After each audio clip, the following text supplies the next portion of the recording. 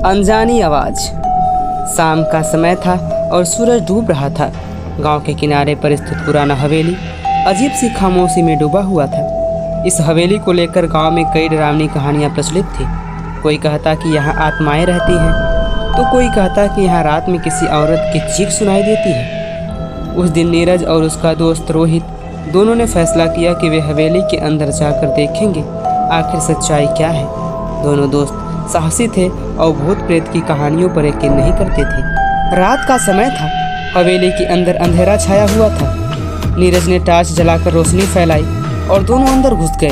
हवेली का पुराना फर्नीचर, धूल से भरी तस्वीरें और टूटी खिड़कियों को देखकर नीरज और रोहित को कुछ अजीब सा महसूस होने लगा, पर उन्होंने इसे नज़रअंदाज कर दिया। अचानक हवेली के अंदर से किसी औरत के रोने की आवाज़ आने लगी। आवाज़ इतनी दर्द भरी थी कि नीरज और रोहित के रोंगटे खड़े हो गए। दोनों ने इधर उधर देखा पर कोई दिखाई नहीं दिया। आवाज़ पास आती जा रही थी। शायद कोई मजाक कर रहा है, चलो देखते हैं, नीरज ने खुद को संभालते हुए कहा। दोनों आवाज़ के पीछे चलते गए।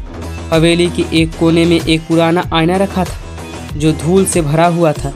जैसे ही नीरज ने आईने पर टॉर्च की रोशनी डाली, उन्होंने देखा कि आईने में एक औरत की धुंधली तस्वीर दिखाई दे रही थी जो रो रही थी।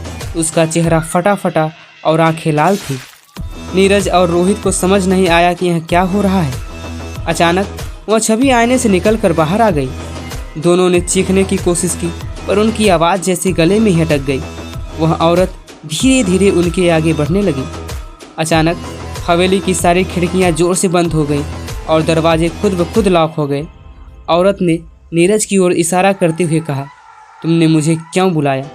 उसकी आवाज़ में इतना दर्द और गुस्सा था कि नीरज और रोहित दोनों बेहोश होकर गिर पड़े। सुबह गांव वालों ने उन्हें हवेली के बाहर बेहोशी की हालत में पाया। जब नीरज और रोहित को होश आया तो उन्होंने किसी से कुछ नहीं कहा। वे समझ चुके थे कि उस हवेली में कुछ ऐसा है जिसे छेड़ना सही नहीं था।